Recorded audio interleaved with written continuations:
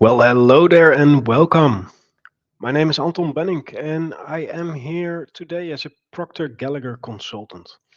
As a Proctor Gallagher consultant, I basically joined the mission that Bob Proctor started many, many years ago to help people all over this world improve their quality of thinking. And by improving the quality of our thinking, we can simply improve the quality of our lives. Because the quality of your life will eventually come forward out of the thoughts that you think.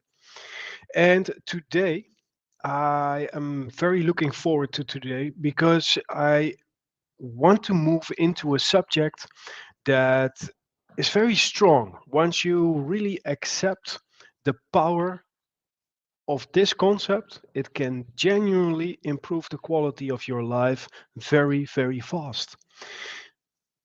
This concept is the idea of autosuggestion. Napoleon Hill, in his classic Think and Grow Rich, he dedicated an entire subject or an entire chapter to the idea of autosuggestion. Now, what you might be asking is, what is autosuggestion?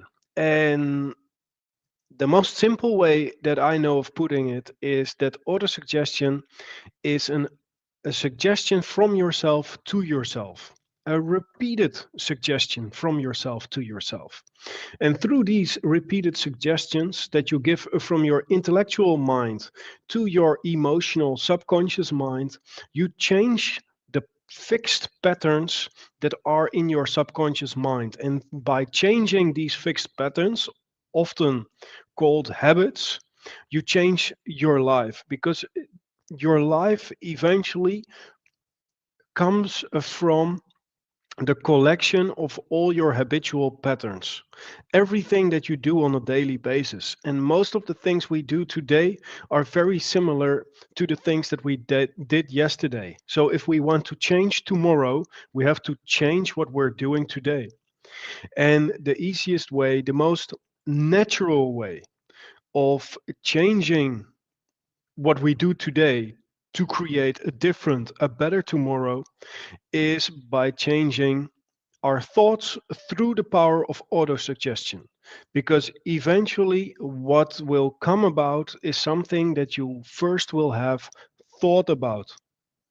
A really great story that exemplifies the power of autosuggestion is from more than 100 years ago, maybe about 120 years ago, when Napoleon Hill, a young reporter, back during those days, was working for a magazine that was interviewing the most successful people of those times. So Napoleon Hill was sent to interview a man called Andrew Carnegie. Andrew Carnegie is quite a familiar name to a lot of people. Andrew Carnegie might have been the first billionaire in this world, but at least back then he was the richest person in the world, financially speaking. And Napoleon Hill set out to go on an interview. And he had a 3 hour interview scheduled with Andrew Carnegie. So he had to travel all over the country to reach where Andrew Carnegie was living for this interview. And after spending 3 hours interviewing this man, what Napoleon Hill did not know was that in the same time that Napoleon Hill was looking for good information from one of the financially most successful people of his time, Andrew Carnegie was also looking for somebody who could collect the philosophy of success. Because Andrew Carnegie was alive in the time that, the same time as Theodore Roosevelt, John D. Rockefeller, Henry Ford, Thomas Edison, Woodrow Wilson, and many more of these people who could be thought of as people who used the genius of their thinking to improve the quality of the results that they produced. And they can be looked at really as genius people. And Andrew Carnegie thought, what a shame it would be if people like myself, Thomas Edison, Woodrow Wilson, Theodore Roosevelt, would go to the grave bringing this awesome knowledge, this wisdom that they collected with them to the grave. And he thought, if I could find somebody who would be willing to dedicate a big part of his life to interviewing, studying these very successful people, then we can put the philosophy to success together. So during this 3-hour interview, which was taking place at one of the mansions from Andrew Carnegie, Napoleon Hill was taking the interview, but he was not knowing that in the same time Andrew Carnegie was looking at him with the question, is this maybe the right person for the job that I have in mind? What continued to transpire was that after the 3 hours of being interviewed, Andrew Carnegie said to Napoleon Hill, Napoleon, this interview is not yet over. It's just beginning. I want you to stay here for a couple of days. And first of all, Napoleon was very grateful for being able to stay there because he would not have had a place to sleep for the night. Wouldn't have had the money to pay for a hotel or anything like that. So was first of all very grateful that he could stay with Andrew Carnegie for a couple of days. And throughout the following 3 days, the interview continued. Andrew Carnegie posing questions to Napoleon Hill posing questions to Napoleon. And at the end of these couple of days, Andrew Carnegie posed the question to Napoleon Hill. Dear Napoleon, would you be willing to dedicate a big part of your life, at least 20 to 25 years, to researching an idea from which you might not in the beginning get any financial gain yourself? And what Napoleon Hill did not know was that in the meanwhile, after Andrew Carnegie posed the question, he had a stopwatch underneath his desk. And Andrew Carnegie thought that if Napoleon Hill can answer this question within 60 seconds, he might be the right person for this job. Within 30 some seconds, Napoleon said yes. It's a fascinating question. Would you, if you get the question, would you dedicate a big part of your life for which you might not in the beginning get any financial compensation? What would you live from? How would you live? What is the idea? But probably after spending 3 days with somebody as significant in the results that he created and the person that he became, as Andrew Carnegie, Napoleon probably thought,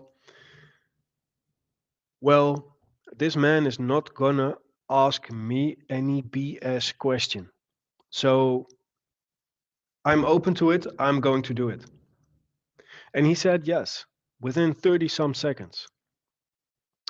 And without financial compensation from Andrew Carnegie, Napoleon Hill set out on the quest to research and put together the philosophy of success. Andrew Carnegie did help him by writing letters of introduction to people like Thomas Edison and Henry Ford. But in the end, the financial compensation coming out of it was up to himself. Before Napoleon went home to start this project, Andrew Carnegie said to him, Napoleon, I want you to take this home with you, this idea. I want you every day, morning, noon, and night, say to yourself, in the mirror, Andrew Carnegie, I'm not only going to surpass your accomplishments in life, but I'm going to meet you at the post and pass you at the grandstand. In other words, he was saying to himself that he was going to create even better results than that Napoleon or that Andrew Carnegie had created in his life. And in Napoleon, the story goes, threw down his pen on the floor and he said to Andrew, Andrew, you must be crazy. Like, I can't do better in life than you did. And Andrew said to Napoleon, that's completely right. Unless and until you believe you can. So Napoleon, feeling a little bit strange about it, started doing it. And saying in the mirror. And in the beginning, very quietly, because he was embarrassed a little bit that his brother in the other room would hear him. And he said in the mirror, Andrew Carnegie, I'm not only going to equal your accomplishments in life, but I'm going to meet you at the post and pass you at the grandstand. And he kept doing that for a couple of days and he got more and more excited about it. And after a while, he was saying in the mirror, Andrew Carnegie, I'm not only going to equal your accomplishments in life, but I'm going to meet you at the post and pass you at the grandstand. And in the beginning, it felt silly. Then it felt less silly. Then it felt comfortable. And then he said, I started to believe it. And when we look back upon it, Andrew Carnegie probably made a dozen, maybe a couple of dozen millionaires throughout everything that he did in his life. Through the work from Napoleon Hill, where he created Think and Grow Rich as a baseline for the philosophy of success. Napoleon Hill probably throughout the past 100 years or so has helped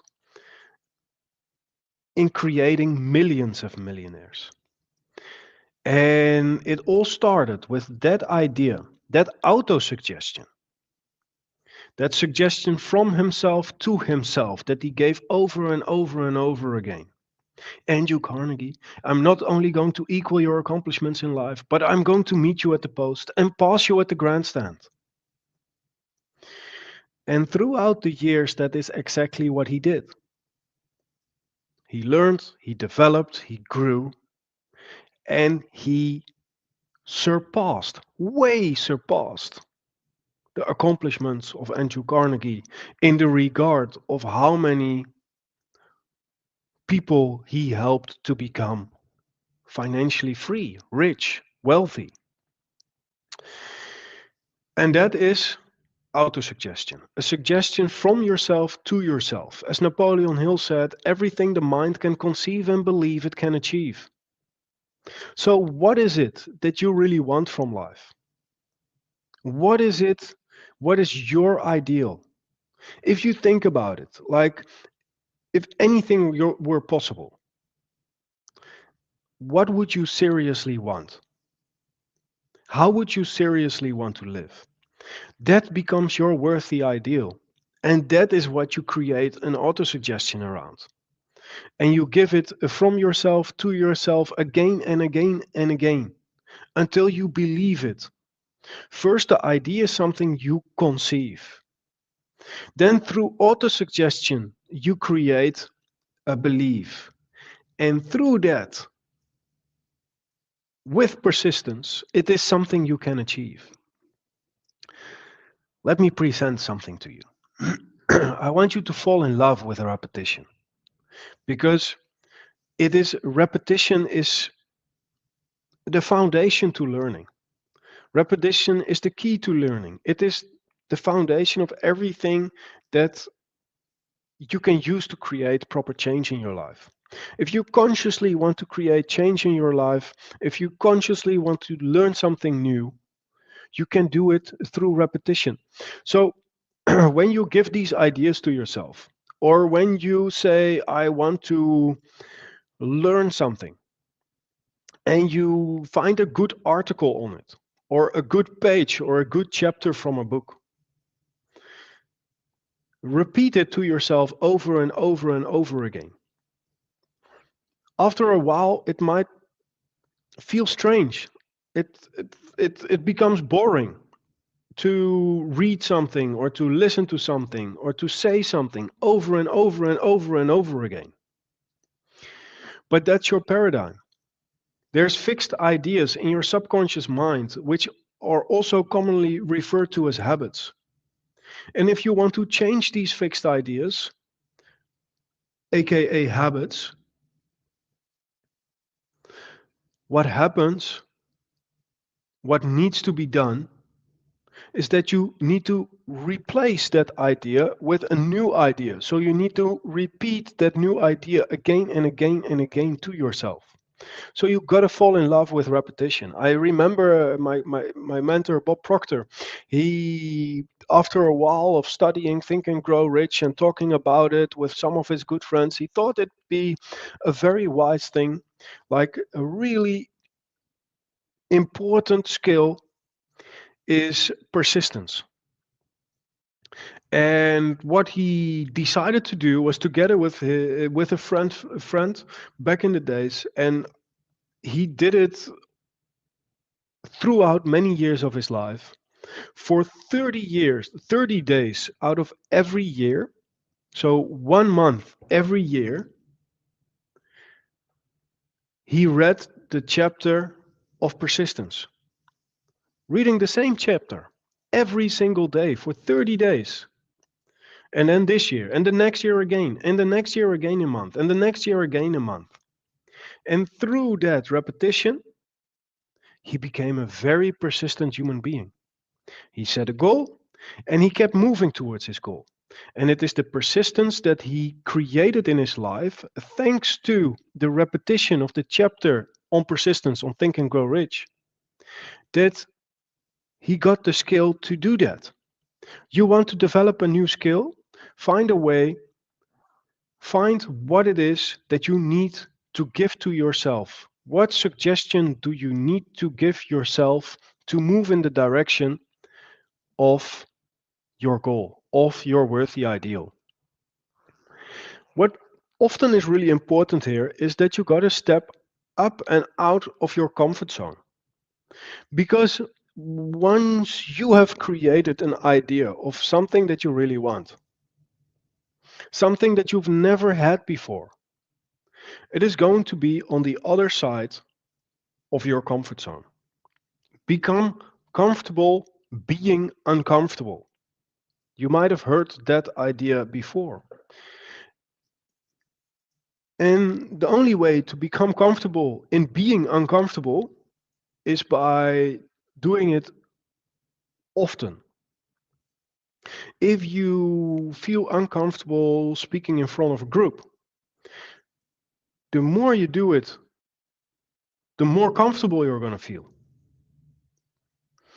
And that is part of that repetition as well. If you want to do something new, it's going to make you feel uncomfortable. But the more often you do the thing that makes you feel uncomfortable, the less uncomfortable it makes you feel. But the challenge is, in the beginning, it's going to feel very uncomfortable because you've never done it before. If you want to create something you've never created before, do something you've never done before, become someone you've never been before, there's going to be things involved that are out of your comfort zone because it is something you've never done before. Simple as that. And that is where you either break through the discomfort, you break through what Bob Proctor called the terror barrier, and find freedom on the other side, where you realize, oh, that this was scary, but I could do it. Maybe not at the best of my ability yet, but tomorrow I can probably do it better. Or you bounce right back off that terror barrier and you land back into bondage or stuck in the results that you currently have. Because unless and until you step out of your comfort zone, you're not going to be able to create results better than you've got them today. Because the results that you've got today are created out of your comfort zone, out of what you've always been doing. So I challenge you. What is it that makes you feel uncomfortable in the steps that you've got to take for the goal that you want to achieve? Create an auto-suggestion around that. Create an idea around it that you can suggest from yourself to yourself, that you from first it becomes an intellectual idea, but that over time, by giving that idea again to yourself, you become emotionally involved with it. And then automatically your body, the instrument of your mind, will step into harmonious vibration with that idea, and it will start moving in that direction. And it might feel uncomfortable, but it is something that you've programmed yourself to do. So you're doing it even though it feels uncomfortable. And that is where growth lies. And then we move to the 4 pillars of success. First of all, you've got an image, an internal self image and an external self image. You've got a certain standard in your life of how you're living. You've got an attitude and you've got discipline. These are the 4 pillars of success that you've got to build in your life, that you've got to be aware of where they are right now and how you look at it right now. First of all, as I say, you've got an image, you've got a self-image, you've got an image of what it is that you want.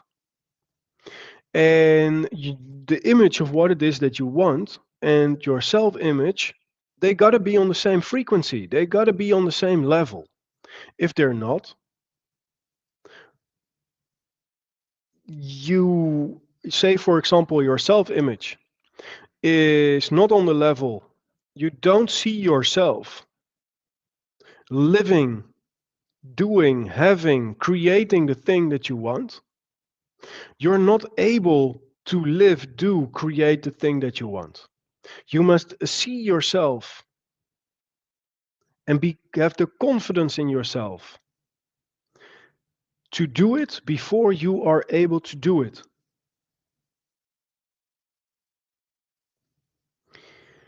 Then you've got a standard. And that is something that we also often hear Tony Robbins say. Raise your standards. You have a standard of doing about everything. About everything is a pattern in your life. Almost everything we do automatic. What's your standard in your morning ritual? What do you do when you wake up? Say, write up the first 5 things you do when you wake up. And when you look at it, probably they're the same 5 things every morning. That's your standard for how you approach your morning. How do you approach your evening? What are the 5 last things that you do before you go to bed? Do you um, eat a bag of potato chips, have a beer, and watch a bit of TV, and then watch the news, and then brush your teeth, and then go to bed? Or what are your standards? What is your standard when it comes to how you meet and greet other people? Are you shy and timid? Or you gregariously put out your hand, shake somebody's hand, and smile and introduce yourself with confidence? What are your standards? Is it your standard, if you are in sales, that every day you sit in front of a prospect, face to face, hand in hand, by 9 a.m. every morning? Or is it your standard to maybe or maybe not have your first sales appointment by 12 o'clock and been preparing a little bit up until that? What are your standards? Because the quality of your standards equals the quality of your life. Then we've got attitude. William James, one of the first psychologists, graduated from Harvard. He said, attitude is the most important thing in our lives. People can change the quality of their lives by changing the quality of their attitude. But what is attitude really? That's a great question, because like, let's think about it like this. When you walk over in a city or in a town somewhere or in a shopping mall, let's say you ask 10 or 100 people what attitude is. You probably get either 10 or 100 different answers. So if there's 10 or there's 100 different answers of what attitude is, how can you work on developing it? Not very easily, can you?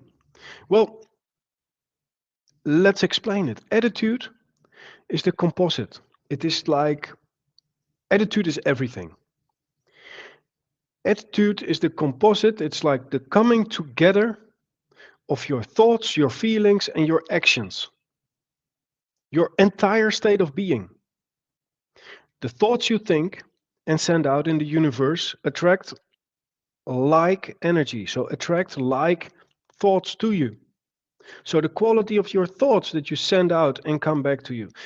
The quality of your thoughts internalized also create feelings. The quality of your feelings that you feel and that you send out into the universe. You can look at someone and you can see this person feels sad, this person feels angry, this person feels excited, happy, grateful. You can feel those feelings. You send those feelings out into the universe. And like energy attracts like energy. You attract more of those people with those feelings around yourself, and you attract more situations to feel more of those feelings to you. And the emotional state your body is in determines how you behave yourself, what you do. If you move in confidence, in a state of confidence towards your goals, or if you feel timid and shy and not confident what at all in the steps that you take. And all of this together, of course, create your results. So your attitude is the composite, the coming together of your thoughts, your feelings, and your actions, and thereby create your results. Because in the physical world, we got the law of cause and effect. And the law of cause and effect says that every cause has an effect and every effect has its cause. And through that, we get a train of causation. So when we, through that attitude, through the thoughts, feelings, actions, action, cause and effect, reaction, and the action reaction alters the physical results in our life. So the quality of your attitude, the standard of your attitude is the quality of your life, are the standards upon which you operate in your life. And last but not least, we've got discipline. Like, we've got to be disciplined. Discipline is your ability to give yourself a command and follow it. When you are disciplined, that means that you say what you do and you do what you say. And when you do what you say and you say what you do, and that is in line with the idea that you've created for yourself of what you want, you move into its direction because you take action. You take disciplined action based upon what it is that you truly want. If you are not disciplined, you do not deserve to be successful, because you gotta do the things, you gotta pay the price to get what it is that you really want. As Napoleon Hill put it, discipline is a huge key to remaining on the frequency of the good that you desire. Because there's gonna be things happening in your life, all around you, every day, that might pull you down, pull you up, pull you away from the idea that you've created for yourself, the direction that you want to be moving into. You say, I want to go there, but then somebody invites you to a party. Then you've got to be disciplined and say, no, I already scheduled this for myself. I'm going in this direction. Discipline is a huge key to remaining on the frequency of the good that you desire. What does it mean if you're stuck? We, throughout life, we all experience every now and then the feeling of being stuck. And being stuck means either your attitude holding you back or you don't have a goal. What does that mean? If you're stuck, it might be your attitude. You might not be thinking the right thoughts, feeling the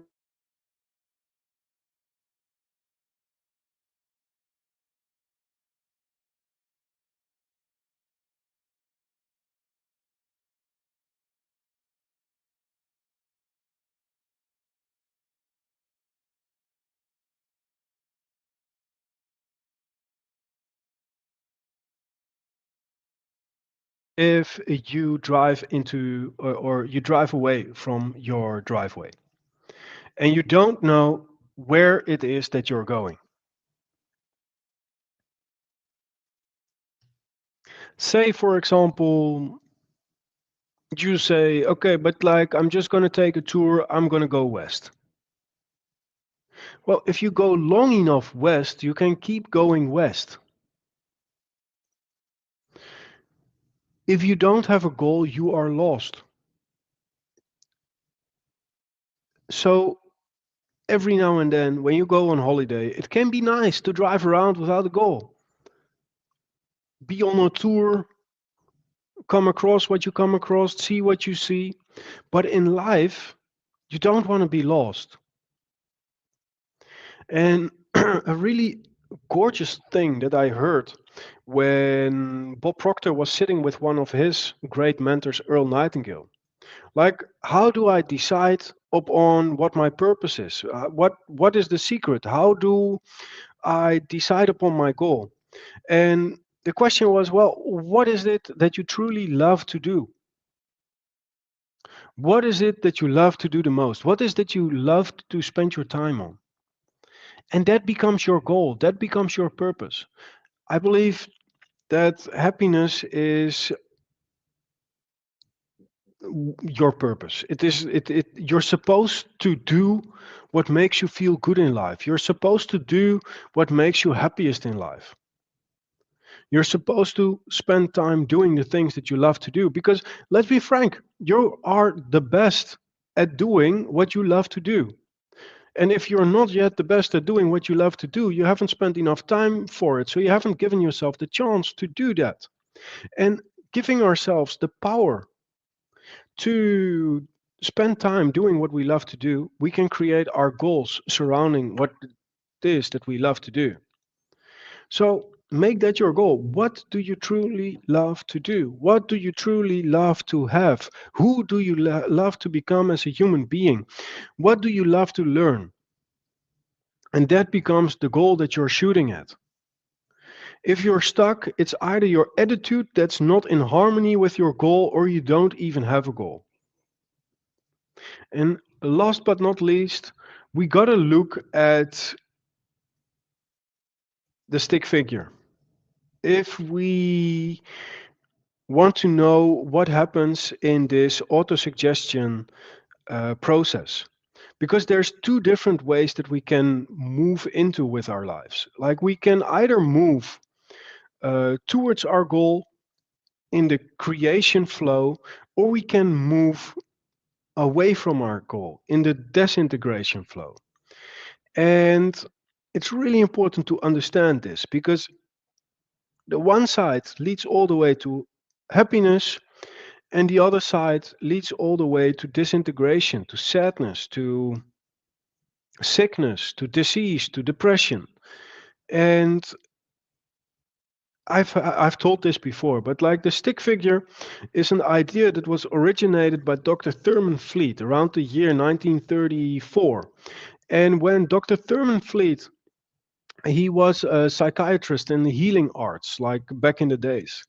And when he was treating people, he realized we are treating symptoms and we are not treating the cause of why people might be feeling bad.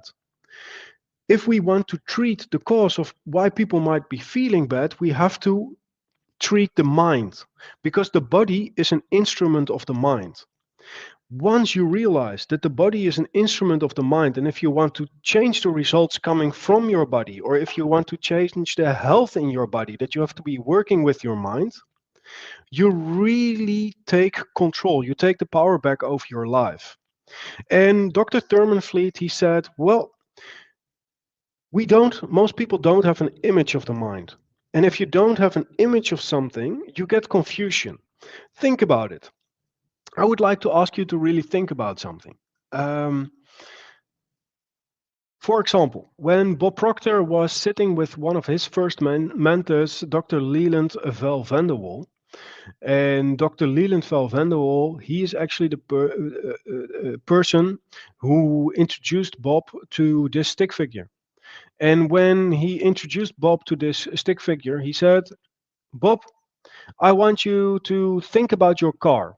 And Bob was like, what do you mean? We're speaking about the mind and you want me to think about my car. He said, no, stop asking questions. I want you to, for now, I'm explaining something. I want you to think about your car. What color has your car? What does the interior of your car look like? Does it have 2 doors? Does it have 4 doors? And now I want you to think about your kitchen, and especially the fridge in your kitchen. What color has your fridge? Is it the big fridge? Is it the small fridge? Do the doors of the fridge go open from the left, or do they go open from the right, left to the right? As you see, now you see yourself standing in your kitchen. And what does that mean? We think in pictures.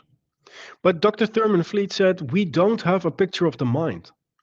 And when we don't have a picture of something, we move away from the idea. We move away from the concept. Because if we don't have a picture of it, it creates confusion.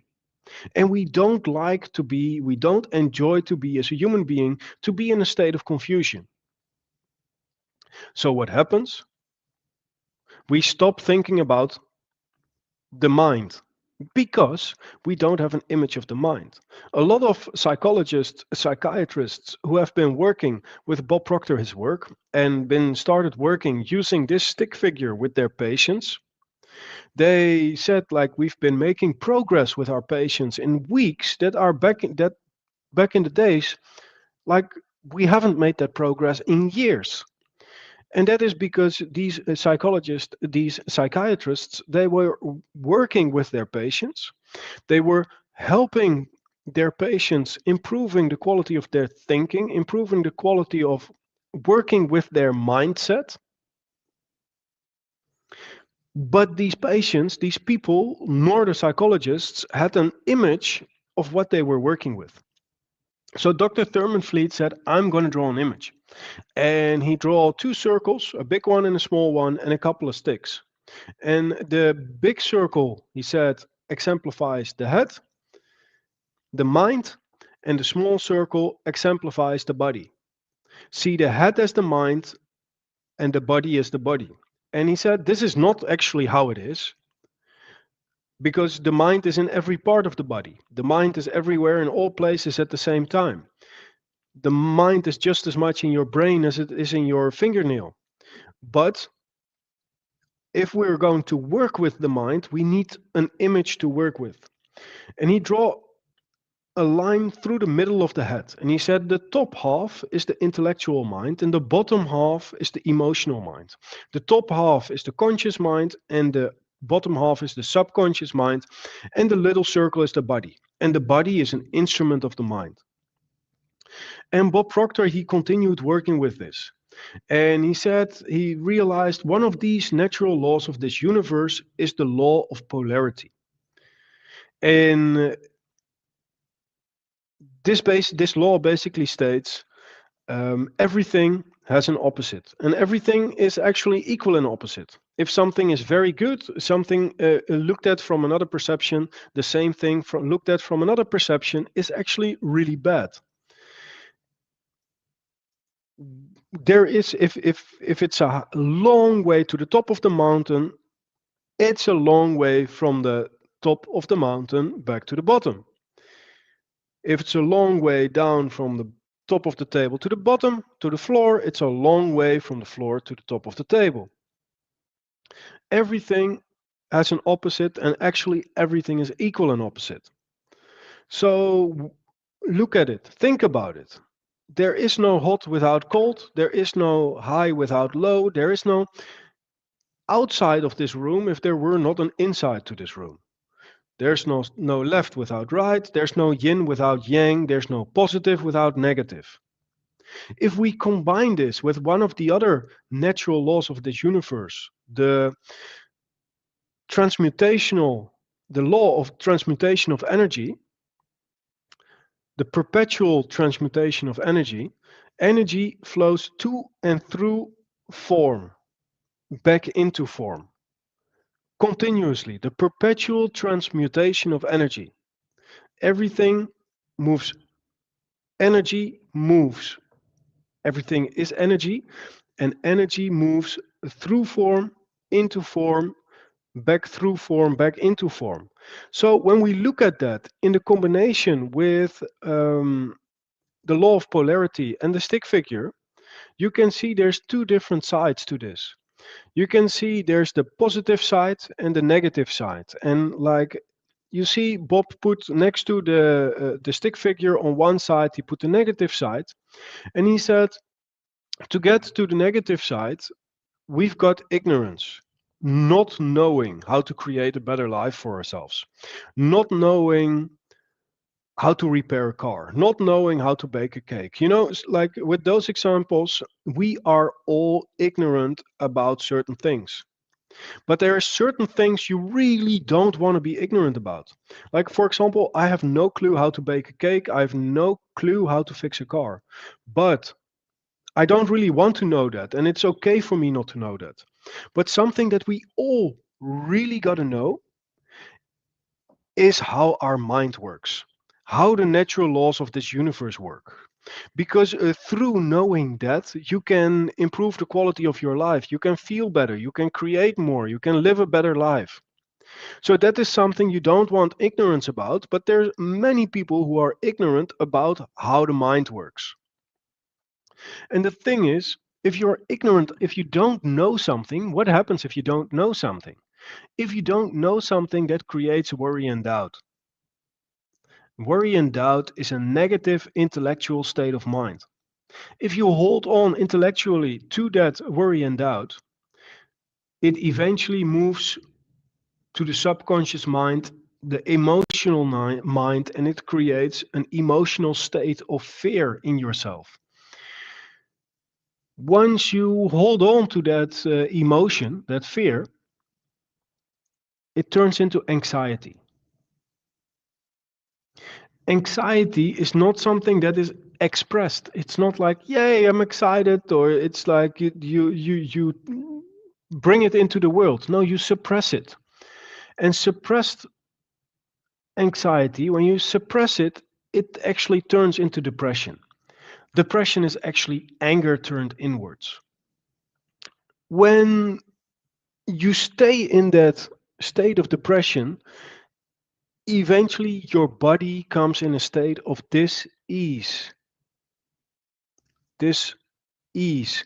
Always hyphenate the word. It is not at ease, it is in dis-ease. And eventually this ease in the body moves to disintegration. And when you talk about your health, when you talk about your financial goals, when you talk about your relationship goals, it all moves through this process. So it either is on the negative side spectrum of things, or it is on the positive spectrum of things. Once you start to understand this, you can move over to the other side. Once you understand how the mind works, once you understand how goal setting works, once you understand how the natural laws of this universe work, You can move to the other side of the spectrum. And the other side, what is the opposite? Law of polarity. What is the opposite of ignorance? The opposite of ignorance is knowledge. And what is the only way, as far as we know, to gain knowledge is study. And as I told, like I'm fine being ignorant about how to bake a cake or how to tune up a car. I don't need to study that. I don't need to understand that. But how to create a happier, healthier, wealthier life, isn't that something nobody should want to be ignorant about? So we want to be knowledgeable about that. So that when we feel sick or when we feel sad or when we that we exactly know what is going on. And through understanding that, once we start to understand that on an intellectual level, and we hold on to that understanding, eventually on an emotional, on the subconscious level, that understanding moves to a state of faith. Faith, knowing it is going to be okay, an inner knowing that it's going to be okay, that turns into a state of well-being in the body. Well-being is the opposite of a state of anxiety. Well-being is something that is expressed. You can read it. You can pick up people's energy who are excited. You can read people's energy when somebody is angry, when somebody is excited, when somebody is enthusiastic. When somebody is enthusiastic, they're not like, oh, I'm so enthusiastic. No, when somebody is enthusiastic, when somebody is excited, that energy pops out of their being. So that well-being is expressed. And that positive energy expressed, that creates acceleration. Momentum picks up. Big Mo, as Darren Hardy wrote about it in The Compound Effect. Once Big Mo takes over, the momentum takes over, acceleration takes over. Like Napoleon Hill wrote, once the big money starts coming in, it will be coming in so fast and so furious, you'll be wondering where it was all those lean years. That well-being expressed, creating acceleration, creates a state of your body being at ease, at rest, at ease. You're at ease. And that state of at ease, that all the way turns into creation. So when you're moving towards your goal or whether you're moving away from your goal, that depends upon what side of the law of polarity you are focusing on. That perpetual transmutation of energy, that energy moves through form and back through form into form. If you are on the negative spectrum of things, you're going to create bad things. You're going to disintegrate, going to be sick, going to be broke, going to be miserable, going to have horrible relationship. When you're moved to the other side of things, you're going to actually create the things that you set out to create based upon that inner knowing, based upon that faith, that well-being that your body can be brought into. That's what I wanted to have a chat with you about. Like, once we have that power, that idea of that powerful concept, autosuggestion, of the ideas of what it is that we want, and we have the inner knowing that by repeating that idea to ourselves, from our suggestion from ourselves to ourselves, autosuggestion, giving the idea of what we want to ourselves, the inner knowing, the faith, the understanding, the faith, that is the process, that is the creative process, how we can create the things that we want to create in our lives. We very simply step into the creative process. My name is Anton Bennink, and if you want to know more about how I help people as a Proctor Gallagher consultant with the tools and resources that I've got available, you can find more on by clicking on the link below at www.antonbennink.com. You can find tools, resources to get you on the road to first figuring out what it is that you really want, and then getting on the road, on the journey to actually living that, realizing that.